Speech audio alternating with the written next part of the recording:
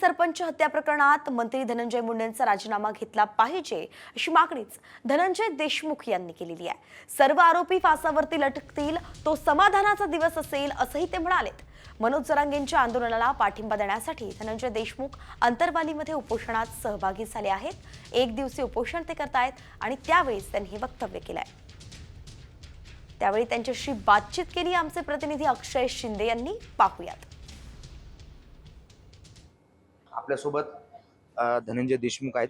त्यांच्या तपासामध्ये ज्या काही अडसर येणाऱ्या गोष्टी आहेत, ज्या यंत्रणा आहेत, त्याची वेळोवेळी मी पण मागणी केलेली आहे की याच्यात कुठं कुणाचा दबाव तयार होऊ नये, हा तपास निपक्षपातीपणे व्हावा आणि मुख्यमंत्री साहेबांनी दिलेला शब्द जो आहे तो असा आहे की याच्यामध्ये कुठल्याही स्तराला जायची वेळ आली, काही जरी यंत्रणा राबवाव्या लागल्या, काही जरी निर्णय घ्यायचे राहिले तरी सरकार कुठेही हायगय करणार नाही आणि आरोपीची कुठेही गय केली जाणार नाही। हे सगळे सराईत गुन्हेगाराची टोळी आहे।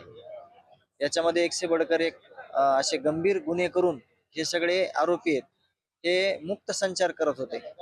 यांच्यावर कुठलाही यंत्रणेचा दबाव नव्हता, उलट ह्यांचा दबाव यंत्रणेवर होता। समाधान व्यक्त करण्याचा एकच दिवस आहे, हे सगळे आरोपी फासावर लटकले पाहिजेत त्या दिवशी। अक्षय शिंदे, साम टीव्ही न्यूज, अंतरवाली, सराटी।